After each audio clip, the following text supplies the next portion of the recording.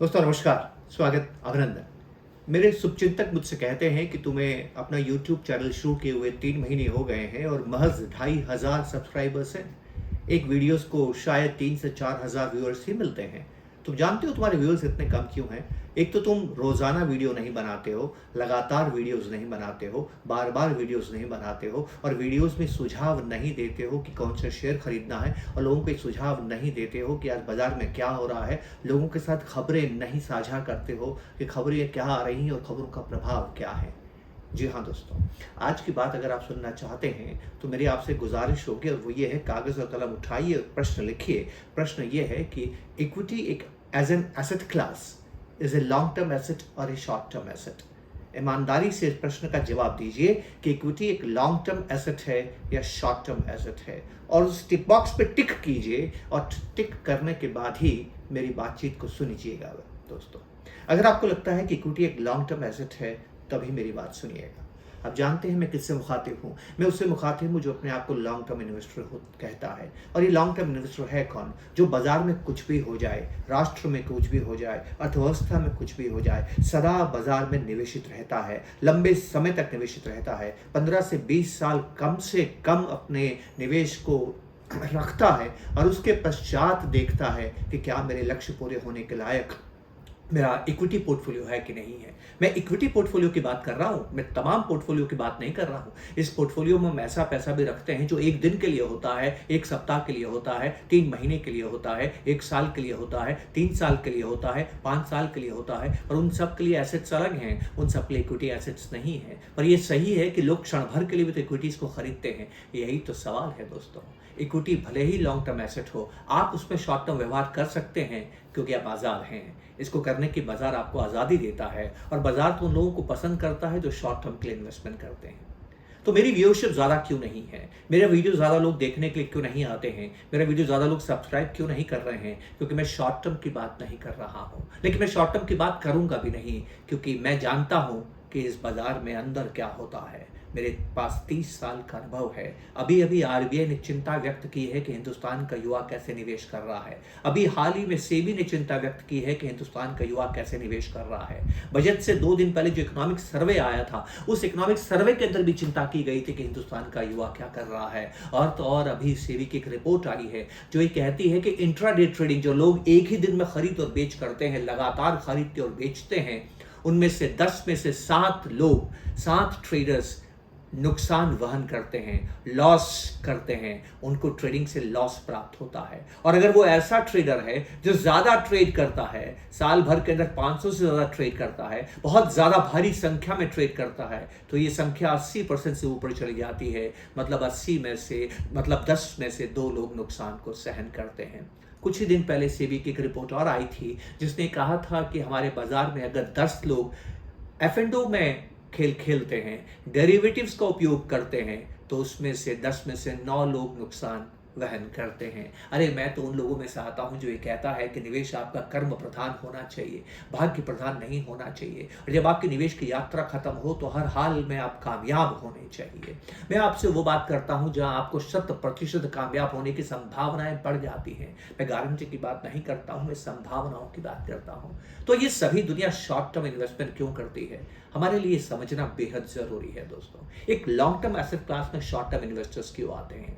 यहां पर 2 बातें हैं जो हमें समझनी है। एक है बिजनेस की ताकत क्या है और एक है बिजनेस की कीमत क्या है, प्राइस क्या है। ज्यादातर लोग जो निवेश करने के लिए आते हैं वो किस चीज से प्रभावित होते हैं? इस बाजार में ऐसा व्यक्ति भी आता है जो अभी खरीदता और अभी बेचता है, जिसको आप ट्रेडर कहते हैं। इस बाजार में ऐसा व्यक्ति भी आता है जो अभी खरीदता है, आज दिन में कभी भी बेच सकता है, जिसको आप इंट्राडे ट्रेडर भी कहते हैं। इस बाजार में ऐसा व्यक्ति भी आता है जो आज खरीदता है, कल बेचता है, इसको भी आप डे ट्रेडर ही कह सकते हैं। इस बाजार में ऐसा व्यक्ति भी आता है जो खरीदता है तो लंबे समय तक नहीं बेचता है। इस बाजार में एक ऐसा व्यक्ति भी आता है जो निवेश करता है तो आप कहते हैं कि ये तो इंश्योरेंस कंपनी है जो निवेश कर रही है। इस बाजार में म्यूचुअल फंड इन्वेस्टर भी निवेश करने के लिए आता है। इस बाजार के अंदर बैंक भी निवेश करने के लिए आता है। इस बाजार में सॉवरिन फंड भी निवेश करने के लिए आता है। इस बाजार के अंदर पेंशन फंड्स भी निवेश करने के लिए आता है। इस बाजार के अंदर जो डेरिवेटिव्स हेज फंड वाला होता है, जो कि सट्टा लगाता है, स्पेकुलेशन करता है, वो भी निवेश निवेश करने के लिए आता है, इस बाजार में विदेशी भी निवेश करने के लिए आता है। क्या इन सभी निवेशकों का लक्ष्य एक है कि अलग अलग है?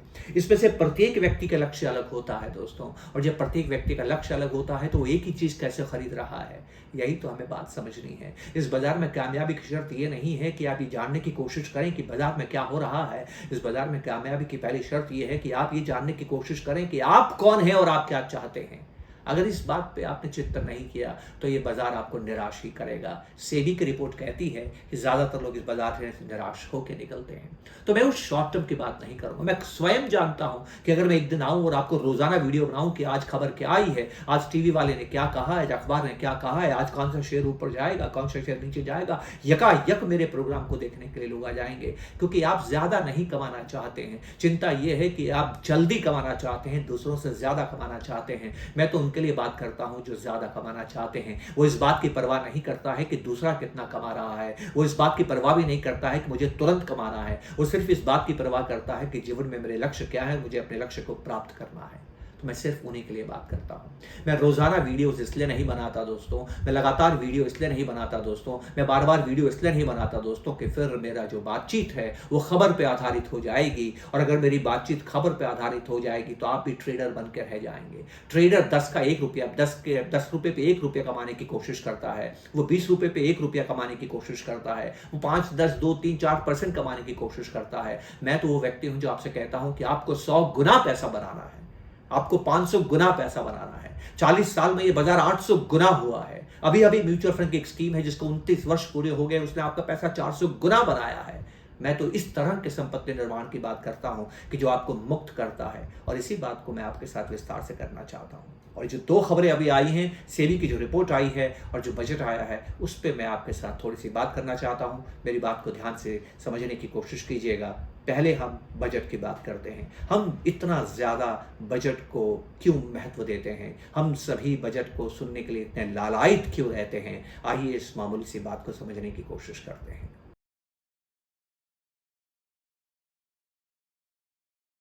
तो दोस्तों, मैं आपसे बात कर रहा था कि क्यों मैं खबर आधारित वीडियोस नहीं बनाना चाहता हूं, क्यों मैं ज़्यादा बजट पे बात नहीं करना चाहता हूं।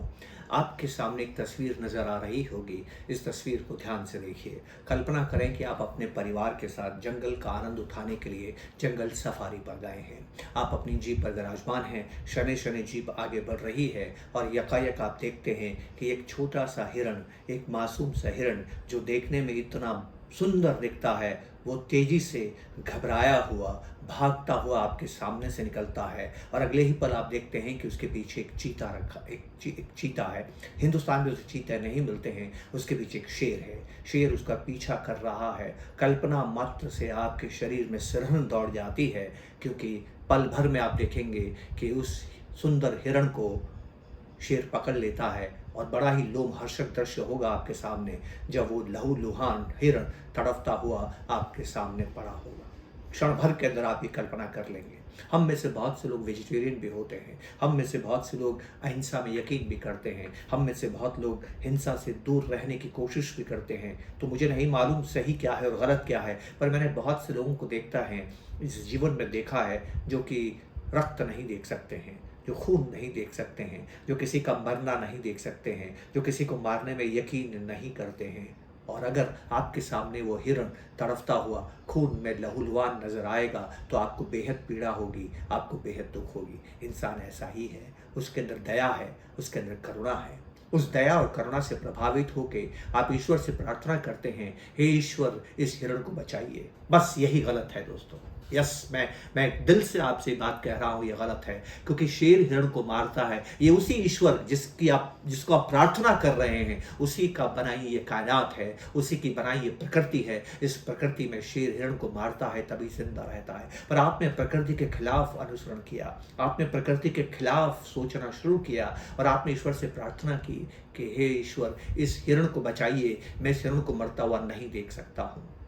ऐसे में क्या होता है दोस्तों, ऐसे में कल्पना करें कि ईश्वर आपकी बात मान लेता है और शेर उस हिरण को नहीं पकड़ पाता है। अब इस कल्पना का थोड़ा विस्तार करते हैं। हिरण ने हिरण को इस तरह का अभय दिया कि शेर उसको नहीं पकड़ पाता है।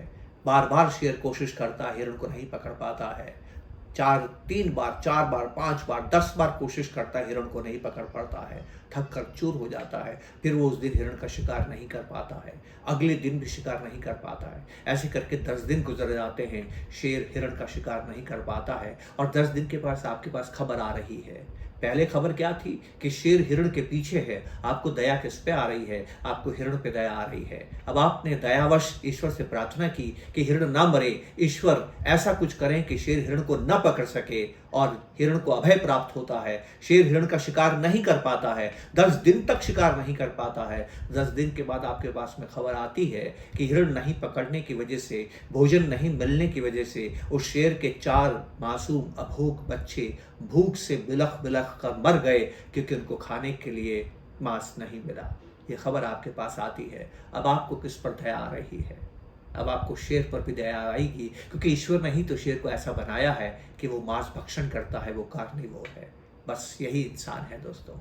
खबर आती है, आपके विचार बदल जाते हैं। पहले आपको हिरण पर दया आ रही थी, अब आपको शेर पर दया आ रही है। जितनी बार आप खबरें सुनेंगे ना, उतनी बार आपके विचार बदलते चले जाएंगे, और आपका जो पोर्टफोलियो है ना दोस्तों, वो न्यूज़ बेस्ड पोर्टफोलियो हो जाएगा।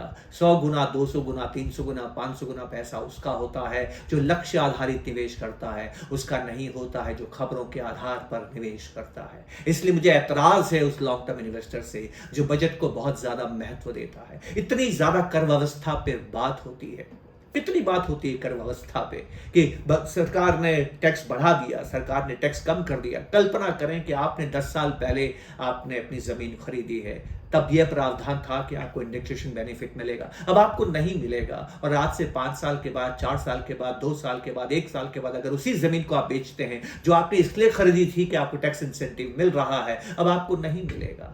हो गया ना आपकी प्लानिंग धाराशायी। आप शॉर्ट टर्म इन्वेस्टर हैं, आप डे ट्रेडर हैं, आप स्पेकुलेटर हैं, आप रोजाना खरीदते हैं, रोजाना बेचते हैं, आप साल भर के अंदर अंदर बेचते हैं। आप सुनिए बजट, कौन रोक रहा है आपको? आप बजट के प्रावधानों को सुनिए, कौन रोक रहा है आपको? जरूरी है आपके लिए सुनना, पर आप तो मेरे जैसे लॉन्ग टर्म इन्वेस्टर हैं जो 15-20 साल पहले मुड़ के नहीं देखेंगे कि आपके निवेश के साथ क्या हो रहा है। आप अपना पहला पैसा 15 साल के बाद निकालेंगे, 20 साल के बाद निकालेंगे। स्वयं वित्त मंत्री को नहीं मालूम है 15 साल के बाद कर व्यवस्था क्या होगी। स्वयं प्रधानमंत्री को नहीं मालूम है 10 साल के बाद हिंदुस्तान में कर व्यवस्था क्या होगी, हम कितना टैक्स लगाएंगे, सरकार खुद नहीं जानती है। यह प्रावधान तो महज 1 वित्तीय वर्ष के लिए होता है, तो लॉन्ग टर्म इन्वेस्टर क्यों परेशान होता है? मुझे आज तक बात समझ में नहीं आती है। मेरी बात गौर से सुनिएगा। मैंने अपने जीवन में 30 बजट देखे हैं। 1992 में नानी पालकीवाला साहब का पहला बजट विश्लेषण मैंने बॉम्बे में देखा था, वर्ल्ड ट्रेड सेंटर में। वो पहला बजट था जो मैंने रूबरू नानी पालकीवाला, वो बहुत प्रसिद्ध थे बजट की व्याख्या करने के लिए। मुंबई के बड़े से बड़े उद्योगपति who's who of Mumbai used to come and listen to Nani Palkhivala, जो एआईसीसी के चेयरमैन भी रहे हैं, ईसीसी के चेयरमैन भी रहे हैं। तो खूबसूरत बात जो मैं आपसे कहना चाहता हूं कि बजट को सुनने की प्रथा तब से चली आ रही है। बहुत से निवेशकों को ऐसा लगता है कि बजट सुन के बस वो मुक्त हो जाएंगे, बजट सुनकर उनको समझ में आ जाएगा कौन सा स्टॉक खरीदना है, कौन सा स्टॉक नहीं खरीदना है। मैं चुनौती देता हूं आपको, अगर आप में से किसी को पिछला बजट है याद है तो इस बजट को भी आप महीने भर में भूल जाएंगे। क्या आपको कोई बजट है जो आपने जीवन में सुना है, जिसको सुनने के बाद में आपने एक ऐसा निवेश किया है जो 100 गुना हो गया? हरगिज नहीं, हो ही नहीं सकता। लेकिन फिर भी आप बजट को महत्व देते हैं। सोचिए ऐसा आप क्यों हो गए हैं? आप इसलिए हो गए हैं कि आपको खरीद लिया गया है। और किसने खरीदा है? मीडिया ने खरीदा है। मीडिया ने आपको ग्राहक बना कर रख दिया है। उनका ग्राहक कौन होता है? जो उनकी बात सुने, रोजाना उनको देखे, बार बार उनको सुने, तभी वो पैसा कमाता है। उन्होंने आपको इन्वेस्टर नहीं बनाया है, उन्होंने आपको अपना ग्राहक बना दिया है। एक लॉन्ग टर्म इन्वेस्टर के लिए बजट का कोई महत्व नहीं है दोस्तों, और बहुत यकीन से मैं इसके बात कहता हूं। उसकी जगह बेहतर होगा कि आप अपना बजट बनाएं। ये तो सरकार का बजट है। सरकार कितनी मेहनत करती है अपना बजट बनाने में कि सरकार की आमदनी क्या होगी, सरकार के खर्चे क्या होंगे, कितनी मेहनत करती है, कितना बड़ा लवाजमा है, कितना बड़ा डिपार्टमेंट है जो इस काम को करता है कि सरकार की आमदनी क्या होगी, सरकार के खर्चे क्या होंगे। और आप अपना बजट नहीं बनाते, अपने परिवार का बजट नहीं बनाते हैं। अगर आपको बेहतर निवेशक बनना है तो सरकार के बजट सुनने की उतनी जरूरत नहीं है जितना अपना बजट बनाने की जरूरत है दोस्तों। अगर आप लॉन्ग टर्म इन्वेस्टर हैं, बजट की जो भी व्यवस्था है भूल जाइए, वो आपको प्रभावित नहीं करती है। आज मैं पीछे मुड़ के देखता हूं, 30 साल में तो मेरा पोर्टफोलियो चला आ रहा है, उसमें बजट का कोई भी प्रभाव नहीं है। होना भी क्यों चाहिए? ये तो सरकार का बजट है ना, सरकार का लेखा जोखा है, सरकार की आमदनी और खर्चा है। सरकार की नीतियां बजट में नहीं बनती है। गए वो दिन जब सरकार की नीतियां बजट में बना करती थी। अब नीतियां जो सरकार की प्रभावी नीतियां होती हैं वो बजट के बाहर बनती हैं। अब मैं आता हूं दूसरे मुद्दे पे, जो अत्यधिक महत्वपूर्ण मुद्दा है, जो सेबी की रिपोर्ट आई है और मैं आपको शॉर्ट टर्म इन्वेस्टर बनाने से क्यों रोकना चाहता हूं। क्या कारण है कि आपको शॉर्ट टर्म इन्वेस्टर नहीं होना चाहिए। आइए इस बात को हम विस्तार से समझने की दोस्तों कोशिश करते हैं।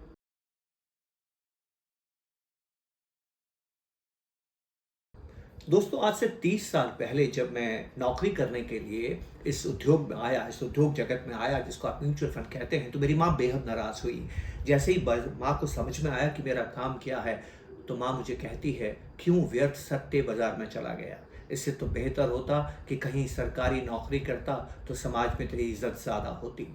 मैं जोधपुर का रहने वाला हूँ। जोधपुर में ऐसी व्यवस्था थी, आज भी है, कि जो सरकारी नौकर होते हैं समाज में उनकी प्रतिष्ठा ज़्यादा होती है। और मैं तो जोधपुर छोड़ के बम्बई चला गया और वो भी स्टॉक मार्केट से मिले जुले एक व्यवसाय में काम करने लगा। मेरी माँ बेहद नाराज़ हो गई। आप जानते हो नाराज़ क्यों हो गई? क्योंकि उसे सट्टा बाजार मानती थी और ये कहती थी तेरे घर से कोई यहाँ निवेश नहीं करता है। लोग पोस्ट ऑफिस में निवेश करते हैं, लोग बैंक में निवेश करते हैं, कौन तेरे यहाँ के निवेश करेगा। खैर ये तो बाजार, ये तो ज़माना गुजर गया। म्यूचुअल फंड आज बेहद लोकप्रिय हैं, वो सट्टा बाजार नहीं है। पर मेरी माँ सट्टा बाजार क्यों मानती थी? क्योंकि इस बाजार में ज़्यादातर लोग जो आते हैं वो सट्टा ही खेलते हैं। 10 में से 9 लोग जो सट्टा खेलते हैं वो नुकसान उठाते हैं। 10 में से 7 लोग जो ट्रेडिंग करते हैं वो नुकसान उठाते हैं। 10 में से 8 लोग जो ज़्यादा ट्रेडिंग करते हैं वो ज़्यादा नुकसान उठाते हैं। ये मैं नहीं कहता, ये सेबी कहती है। तो ये जो लॉन्ग टर्म एसेट क्लास है, जहाँ पर 40 सालों में 100 के 800 गुना हो गए हैं, वहाँ पर 80% 90% लोग नुकसान क्यों उठाते हैं? वो लॉन्ग टर्म इन्वेस्टर क्यों नहीं हैं? वो शॉर्ट टर्म इन्वेस्टर्स क्यों हैं? आइए इस मामूली सी बात को समझने की कोशिश करते हैं। हम सभी के अंदर ध्यूत खेलने की एक इच्छा होती है। हमारे इस अंदर सभी के अंदर एक गैम्बलर है जिसको हमने दबा रखा है, क्योंकि समाज में कहा जाता है कि जुआ खेलना बुरी बला है। Gambling is a bad habit, बचपन से हम सुनते आए हैं। पर हमारे अंदर गैम्बलिंग की इच्छा होती है। गैम्बलिंग की इच्छा क्यों होती है? क्योंकि हमें एक्साइटमेंट देती है, हमारा एड्रेनलिन के अंदर जोश आता है और हमें लगता है कि हमने विजय प्राप्त कर ली है। जब आप जुए में जीतते हैं तो आपको ऐसा लगता है कि आपने विजय प्राप्त कर ली है, और जुए में जब आप हारते हैं तो आपको लगता है कि आपकी दुनिया खत्म हो गई है। जुए में कुछ ऐसे ही कशिश है दोस्तों, जुए में एक नशा है दोस्तों, जुए में एक एक्सटेसी है दोस्तों, जुए में एक जुनून है दोस्तों। तो जो व्यक्ति जुआ खेलना शुरू करता है, फिर वो जुए के दलदल में गहरा और गहरा होता चला जाता है। महाभारत की अगर आप कहानी को देखेंगे, ध्यान से समझने की कोशिश करेंगे, तो महाभारत भी जुए से कम नहीं है। जुए की वजह से ही महाभारत हुआ था। उस समाज में व्यवस्था ऐसी थी कि अगर आप किसी क्षत्रिय को चुनौती देते हैं युद्ध के लिए, तो क्षत्रिय जो अपने आप को, जो सेल्फ रेस्पेक्ट वाला क्षत्रिय होता है, वो इस ललकार का विरोध नहीं कर सकता था। उस ललकार का सामना करता था। इस आह्वान को कि आओ मुझसे युद्ध करो, उसको हाँ करता था और युद्ध क्षेत्र में चला जाता था। युद्ध के ललकार को कोई क्षत्रिय कभी मना नहीं करता है। उसी तरह से जुए के आह्वान को भी कोई क्षत्रिय मना नहीं करता था। जब युधिष्ठिर के पास ये पैगाम आया, और पैगाम ये था कि आइए हमारे साथ धूत क्रीड़ा कीजिए, हमारे साथ जुआ खेलिए, बहुत चिंता में पड़ गए युधिष्ठिर। ऐसा कहीं कहीं लिखा जाता है, मैं ये नहीं मानता कि ये सही है, क्योंकि स्वयं युधिष्ठिर भी जुए के एक अच्छे खिलाड़ी थे, क्षत्रिय तो थे ही। और दुर्योधन ने क्यों उनको जुए का प्रस्ताव भेजा था, हम सभी इसके बारे में जानते हैं, क्योंकि शकुनी भी जुआ खेलना बेहतरीन जानते थे। फर्क ये था कि जो युधिष्ठिर थे वो ईमानदारी से जुआ खेलना जानते थे, और शकुनी जो हैं वो बेईमानी का तड़का लगाना भी जानते थे। और उसी बेईमानी के आधार पर शकुनी ने अपने भांजे से वादा किया था कि अगर तुम युधिष्ठिर को जुए में धूत क्रीड़ा के लिए मना लो तो मैं आपसे वादा करता हूँ कि हम जीत जाएंगे। हमें युद्ध लड़ने की कहाँ ज़रूरत है, युधिष्ठिर को लड़ाने के लिए युद्ध की ललकार करने की ज़रूरत नहीं है, जुए के आह्वान करना ही पर्याप्त होगा और हम युधिष्ठिर को हरा देंगे। अब मेरी बात को ध्यान से सुनिएगा, बहुत ज़रूरी है इस बात को समझना कि इतने लोग ट्रेडिंग क्यों करते हैं। इतने लोग ट्रेडिंग जो करते हैं नुकसान होने के बाद भी क्यों करते हैं। ज़रूरी तो ये है कि हम इस बात को समझें क्यों करते हैं। उसका कारण ये है कि वो जल्दी कमाना चाहते हैं, दूसरों से ज़्यादा कमाना चाहते हैं।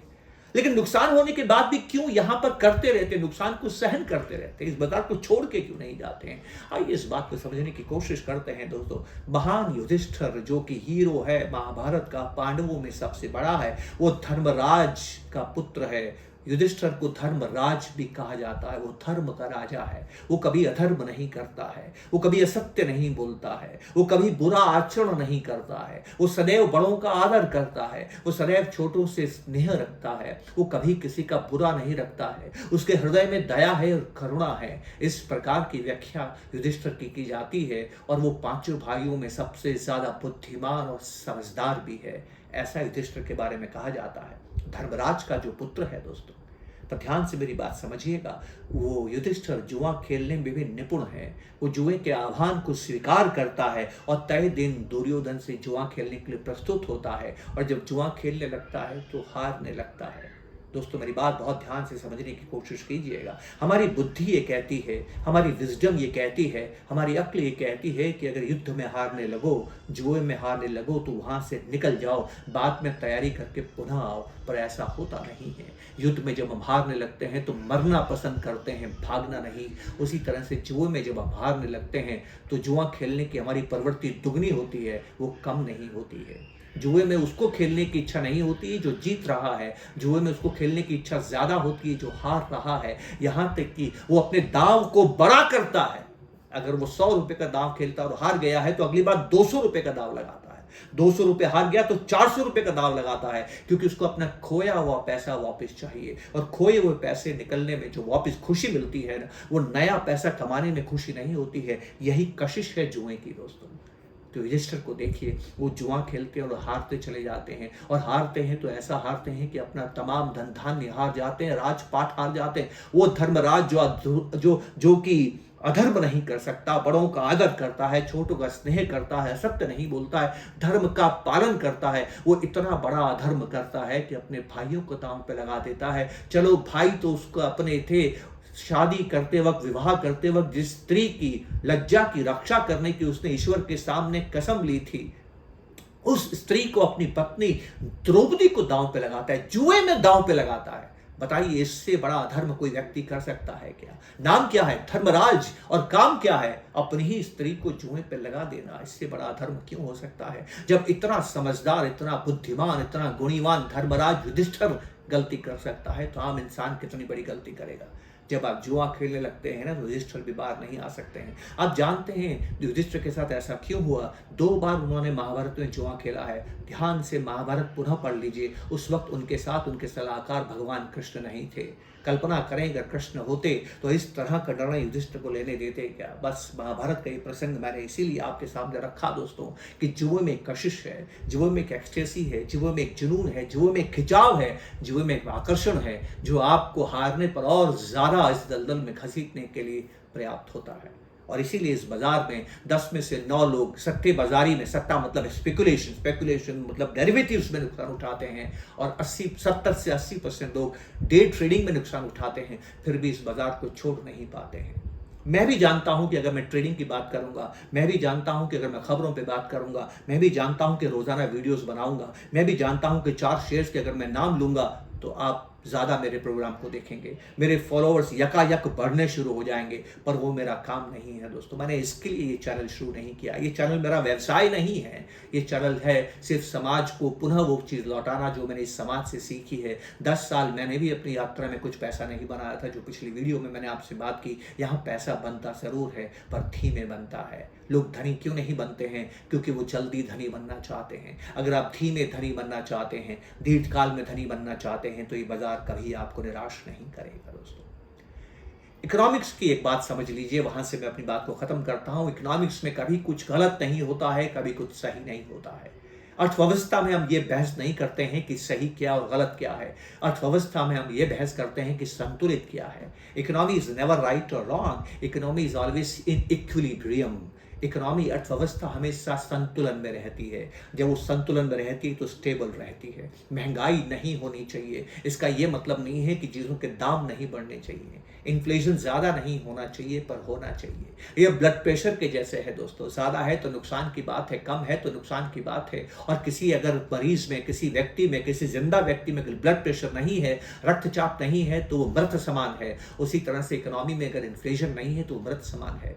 थोड़ा ब्याज होना चाहिए। ब्याज बहुत कम भी नहीं होना चाहिए, ब्याज बहुत ज़्यादा भी नहीं होना चाहिए। आपको अपनी कमाई का सारा पैसा खर्च भी नहीं करना चाहिए। क्योंकि फिर बचत नहीं होगी। आपको अपनी कमाई की अपनी सारी कमाई बचत भी नहीं करनी चाहिए, फिर खर्च नहीं होगा, क्योंकि एक का खर्चा ही तो दूसरे की आमदनी है। इकोनॉमिक्स में कभी कुछ सही और गलत नहीं होता है दोस्तों, यहाँ सिर्फ संतुलन होता है। दिक्कत क्या है, चुनौती क्या है कि ये संतुलन हर व्यक्ति को स्वयं ही तलाश करना है, दूसरा व्यक्ति आपके लिए संतुलन को नहीं कर सकता है। तो हमारी हमारी जो व्यवस्था है असंतुलित हो रही है, क्योंकि आज का युवा बहुत ज्यादा ट्रेडिंग कर रहा है, आज का युवा बहुत ज्यादा डेरिवेटिव्स कर रहा है, एफएनडो कर रहा है। उस वजह से आरबीआई को इस बात की चिंता है कहीं लिक्विडिटी की समस्या नहीं आ जाए। इकोनॉमिक सर्वे को इस बात की चिंता है कि लोगों का पैसा कहीं नष्ट नहीं हो जाए। सेबी को इस बात की चिंता है कहीं हम इन्वेस्टर से स्पेकुलेटर न बन जाएं, और इसलिए सरकार आपको सावधान कर रही है। अब तो मेरी आपसे गुजारिश है, बाज आइए, क्यों भाग रहे हैं ट्रेडिंग के पीछे? ट्रेडिंग से कुछ आपको हासिल नहीं होगा। हाँ, लगातार निवेश करेंगे तो इतना पैसा बनेगा कि आप मुक्त हो जाएंगे, और मुक्त ऐसे होंगे कि फिर आपको पैसा बनाने की जरूरत नहीं है, पैसा कमाने की जरूरत नहीं है, अपने आप पैसा बनेगा। और वही जीवन आनंद का जीवन है, परमानंद का जीवन है, जहां आप कमाई की चिंता नहीं करते हैं, अपने आप पैसा बनता है। और इसी जब अवस्था आती है ना दोस्तों, तो हिंदी में कहावत है, माया को माया मिले कर कर लंबे हाथ। मैं शॉर्ट टर्म इन्वेस्टर्स के लिए बात नहीं करता हूं दोस्तों। अगर आप लॉन्ग टर्म इन्वेस्टर हैं, मेरी बात आपको समझ में आई है, पसंद आई है, तो आपसे गुजारिश करूंगा दोस्तों, मुझे प्रोत्साहन देने के लिए, मुझे शक्ति देने के लिए, मुझे ऊर्जा देने के लिए आप सब्सक्राइब जरूर करें, लाइक जरूर करें, कमेंट जरूर करें और शेयर जरूर करें। मैं आपसे आह्वान करूंगा, कमेंट जरूर करें, अपने विचारों को साझा जरूर करें। मैं ये दावा हमेशा करता हूं कि यहाँ कुछ सही और गलत नहीं होता है, इसलिए हर एक की बात कभी न कभी सही साबित होती है। तो आप अपनी बात जरूर रखें, अपने प्रश्न जरूर रखें, उसके ऊपर हम विस्तार से आने वाली वीडियोस में चर्चा कर सकते हैं। इसी आह्वान के साथ मैं आपसे विदा लेता हूं और ईश्वर से प्रार्थना करता हूं कि हम सभी को स्वस्थ रखें। आपने मुझे समय दिया, इसके लिए बहुत बहुत शुक्रिया। नमस्कार, जय हिंद।